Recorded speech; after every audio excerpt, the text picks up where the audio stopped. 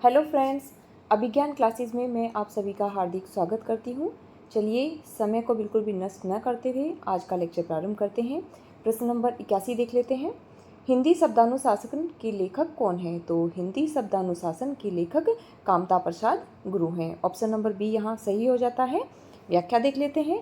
हिंदी शब्दानुशासन के लेखक किशोरीदास वाजपेयी हैं, जबकि कामता प्रसाद गुरु की प्रसिद्ध कृति हिंदी व्याकरण है।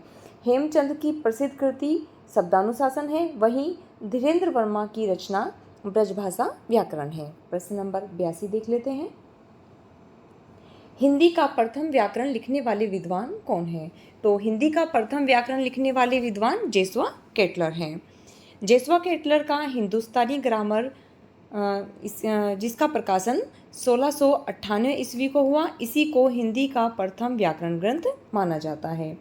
प्रश्न नंबर 83 देख लेते हैं। हिस्ट्री ऑफ हिंदी लिटरेचर के लेखक कौन हैं? तो हिस्ट्री ऑफ हिंदी लिटरेचर के लेखक फ्रैंक ई के हैं। जॉर्ज अब्राहम ग्रियर्सन ने the modern vernacular literature of Hindustan लिखा, वहीं रामचंद्र शुक्ल ने हिंदी साहित्य का इतिहास नामक पुस्तक लिखी है। चलिए प्रश्न नंबर 84 देख लेते हैं। आचार्य रामचंद्र शुक्ल ने द्वितीय उत्थान का समय कब से कब तक माना है? तो आचार्य रामचंद्र शुक्ल जी ने द्वितीय उत्थान का समय 1893 से 1918 ईस्वी माना है। आचार्य रामचंद्र शुक्ल का समय विभाजन इस प्रकार है।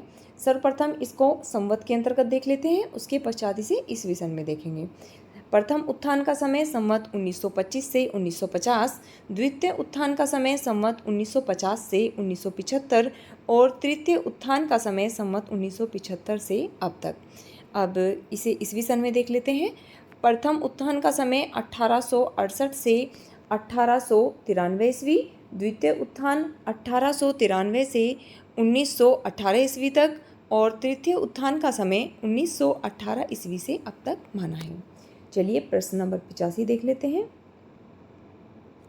यहाँ एक प्रसिद्ध कथन दिया गया है, आपको बताना है कि यह कथन किसके द्वारा कहा गया है।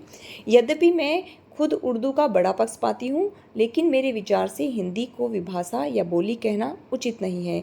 तो यह कथन गारसा द तासी के द्वारा कहा गया है।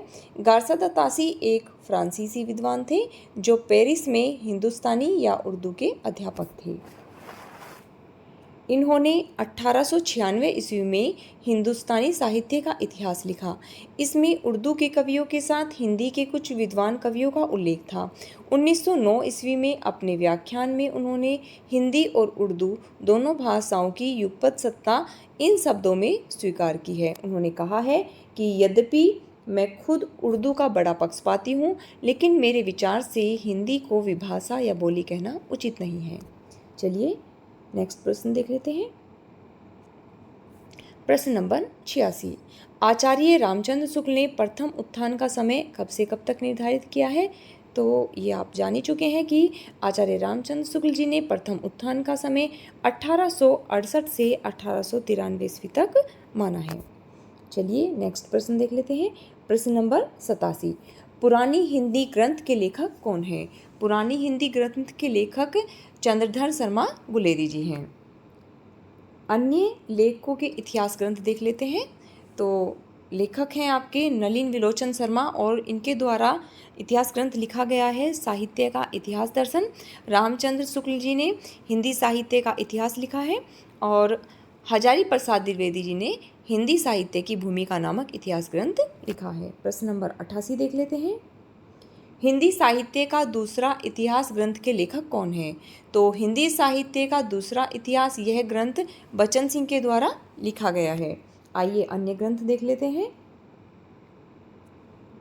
नामवर सिंह जी के द्वारा आधुनिक हिंदी साहित्य की प्रवृत्तियाँ, सुमन राजे हिंदी साहित्य का आधा इतिहास, बच्चन सिंह आधुनिक हिंदी साहित्य का इतिहास। आइए प्रश्न नंबर 89 देख लेते हैं।